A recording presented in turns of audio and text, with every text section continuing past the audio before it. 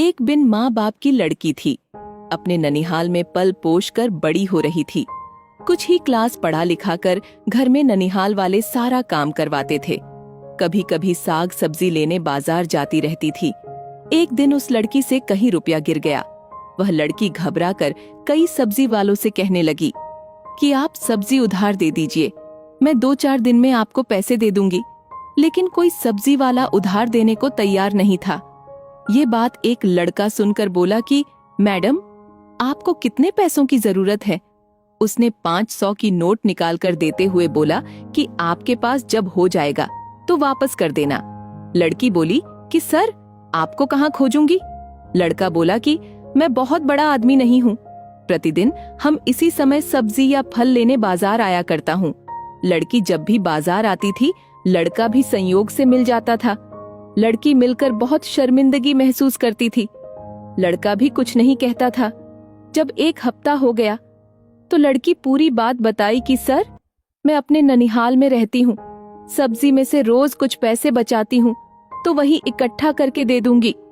लड़का बोला कि हमें आपसे कोई पैसे नहीं चाहिए, अगर कभी भी जरूरत पड़े तो हम आपकी मदद और कर देंगे। उस दिन से वह लड़की जब देखती थी तो सर, नमस्ते कहती थी। वह लड़का भी नमस्ते करके चल देता था, लेकिन उस लड़के से वह मिलकर बहुत खुश होती थी।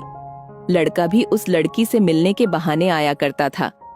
कभी कभी लड़की के ननिहाल वाले ताने मारते थे कि जवान हो गई हैं, मर भी नहीं गई, अब तो शादी का सारा खर्च हम लोग को ही उठाना है। एक दिन उस लड़की ने उस लड़के से बोली कि सर, क्या आप अपने घर झाड़ू पोछा मारने के लिए मुझे रख लेंगे? हमें अब ननिहाल में घुटन महसूस होता है। लड़का हंसते हुए बोला कि ठीक है, हमको अपने मम्मी पापा से पूछ लेने दीजिए। संयोग देखिए, वह एक जरूरी काम से बाहर चला गया। लड़की जब भी बाजार आती, उसी लड़के को उसकी नजरें ढूंढती थीं। वह लड़की निराश हो गई। किसी ने शिकायत भी कर दी। सब्जी लेने के बहाने किसी लड़के से मिलती है। अब रोज ननिहाल वाले प्रताड़ित करने लगे थे। लड़की उबकर मन में सोच ली कि आज अगर वह लड़का नहीं मिला तो आत्महत्या कर लूंगी। अजीब संयोग देखिए, उस दिन वह लड़का तब तक दिखाई दे दिया।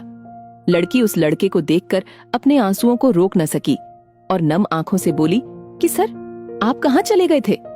लड़की के नम आंखों को देख लड़का बोला कि आपसे एक बात बोलूं, आप नाराज तो नहीं होंगी? लड़की कही कि सर बोलिए। लड़का बोला कि क्या आप मुझसे शादी करेंगी? कोई दबाव नहीं है। यह सुन लड़की फपक कर रोने लगी। लड़का हाथ को बढ़ाते हुए गले लगा लिया। वह खुद अपनी आंसुओं को रोक न सका। लड़की को ऐसा लग रहा था कि दुनिया ही मिल गई। लड़के ने कहा कि कल अपने हम मम्मी पापा को लेकर आपके ननिहाल आएंगे।